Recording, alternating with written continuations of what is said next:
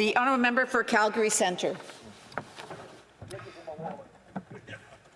Thank you, Madam Speaker. I have a late show again tonight, and it is predicated on a question I asked back in May after this government's budget and the accumulating deficits that are being drawn on this country. But the government at the time, its parliamentary secretary, told me that there wasn't a problem. Canada's still very highly rated in the world, and it's still the best finance country in the world. Well, let's address some of that in this question here. Canada now has a growth rate of about 1.2%. This is according to international bodies like the Organization of Economic Cooperation and Development and the International Monetary Fund, 1.2% per year. Not exactly stellar, considering that the OECD itself is about 3.8% a year. We've got to do better in this country. But more than that, really looking at these numbers, Canada has a huge productivity problem.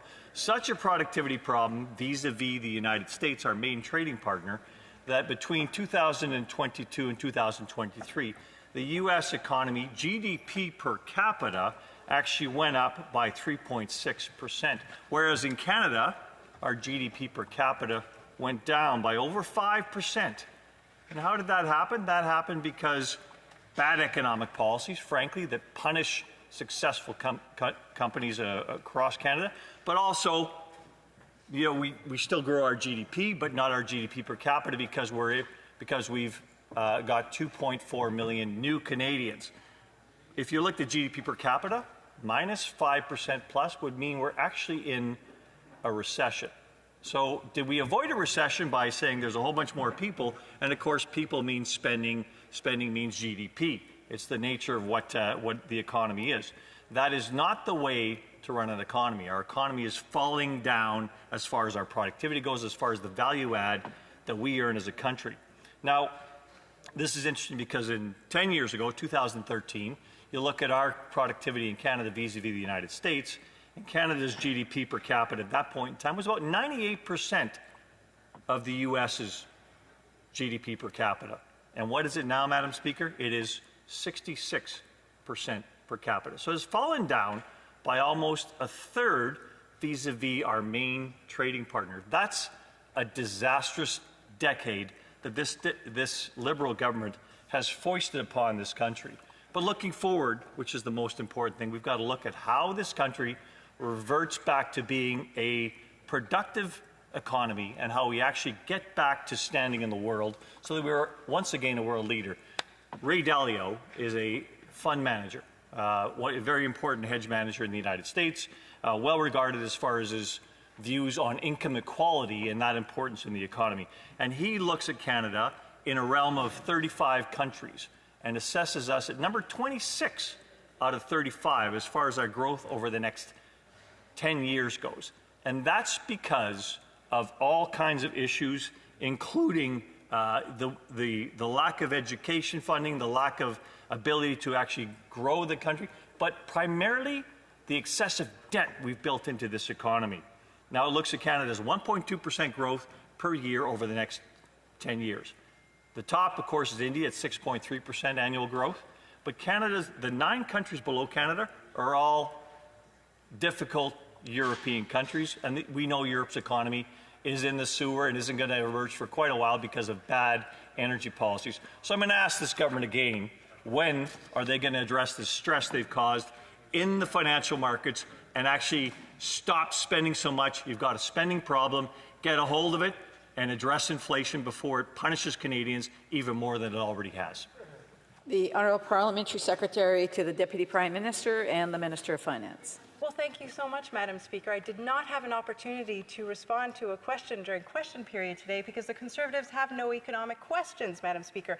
I'm so grateful to the member for Calgary Centre for his question tonight because, in fact, the Bank of Canada is leading the G7 in interest rate cuts. Canada was the first G7 country to lower interest rates for the very first time. We were also the first country among all of the G7 peers to cut interest rates for the second time. And yes, Madam Speaker, we were also the first G7 country to cut interest rates for the third time. And let me tell you why this is good news for Canadians. This is helping business owners, those who have loans and those who don't. This is helping Canadians who have a mortgage coming up for renewal. And this is helping people looking to buy a very first home. You know what else is helping Canadians buy a first home? The reforms that our government just announced.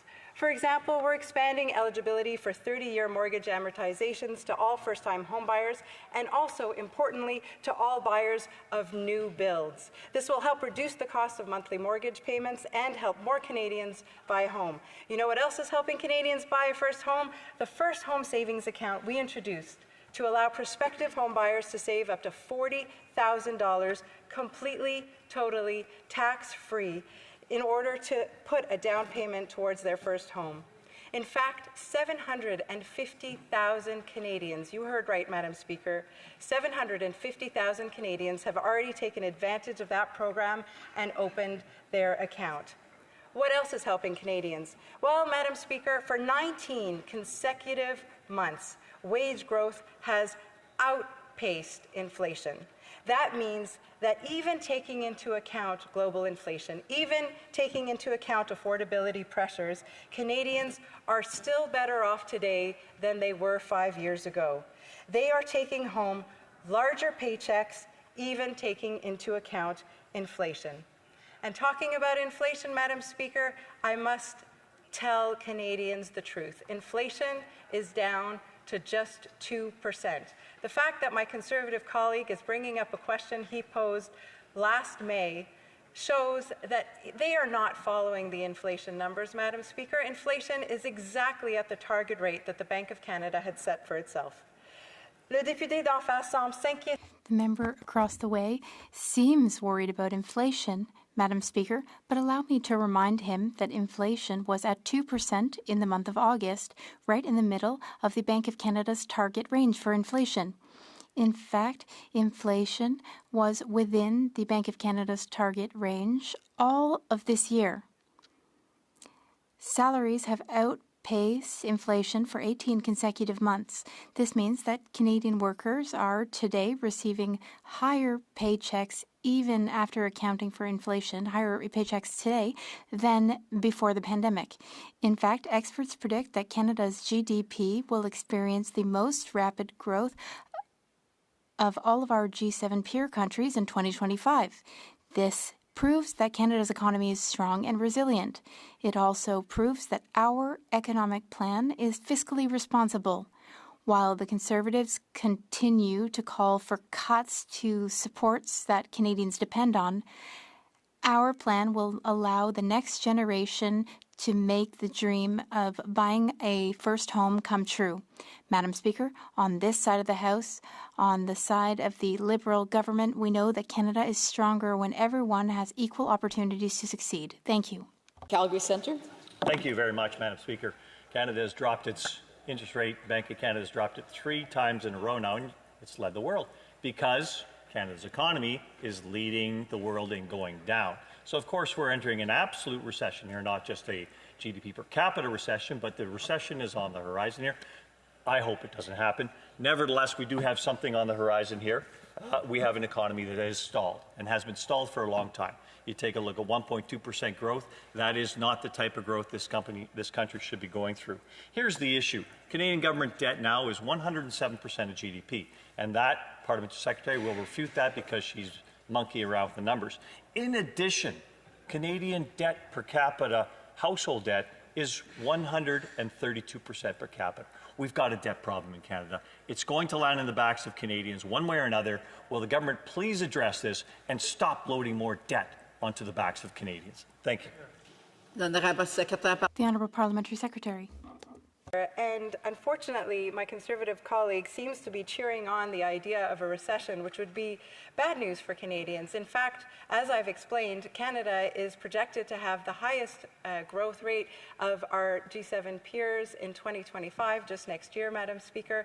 And I would also note that the Conservatives' desperation for bad economic news is not working very well for them, because Canadians understand that, in fact, they are in a strong economy, and they are seeing their wages increase, Madam Speaker. I would like to correct the member who mentioned yesterday, I believe that the Conservatives are enjoying making a comparison to Alabama's GDP. Canada's GDP is $2.138 trillion, Madam Speaker. Alabama's is $242 billion. So if anybody is monkeying around with the numbers, it is my colleague from Calgary Centre. I do wish to end simply by stating that our government will continue to fight for vulnerable Canadians while maintaining a fiscally responsible frame. Thank you, Madam Speaker.